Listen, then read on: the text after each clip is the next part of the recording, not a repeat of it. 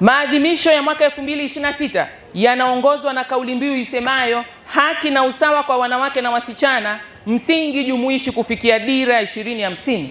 Na hii inatuhimiza kuendelea kuhakikisha kuwa wanawake na wasichana wote kama ilivyo kwa wanaume na wavulana wote wanapata haki na fursa sawa katika jamii.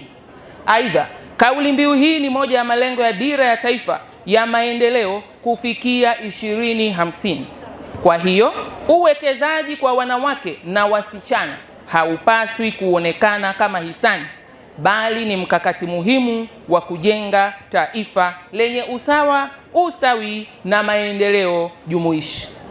Ndugu wananchi, serikali ya awamu ya 6 chini ya uongozi mahiri wa Mheshimiwa Daktari Samia Suluhu Hassan, Rais wa Jamhuri ya Muungano wa Tanzania, imewekeza katika kuleta usawa wa kijinsia nchini ili wanawake na wanaume washirikiane bega kwa bega kuleta usawa na maendeleo ya jamii.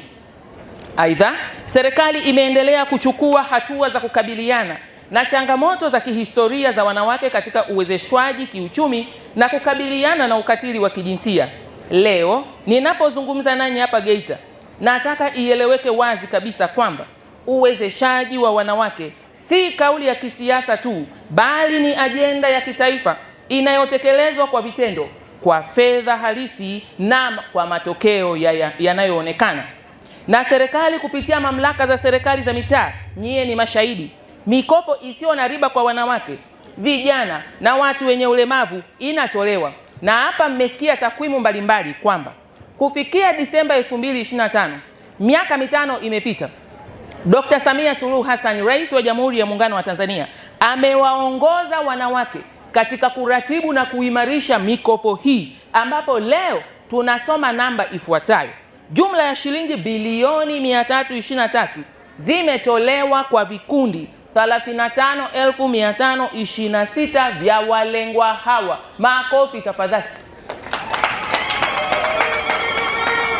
Na fedha hizo, kati ya fedha hizo shilingi bilioni 159.8 zimenufaisha vikundi 19,959 vya wanawake, na kwa mkoa wa Geita pekee, yani hapa Geita, zaidi ya shilingi bilioni 4.8 zimetolewa kwa wanawake, na wanawake wengine wako hapa. Wanawake, piga makofi kwa ajili yenu. Vijana mmepata, piga makofi vijana. Na watu wenye ulemavu nao wamepata, piga makofi tafadhali.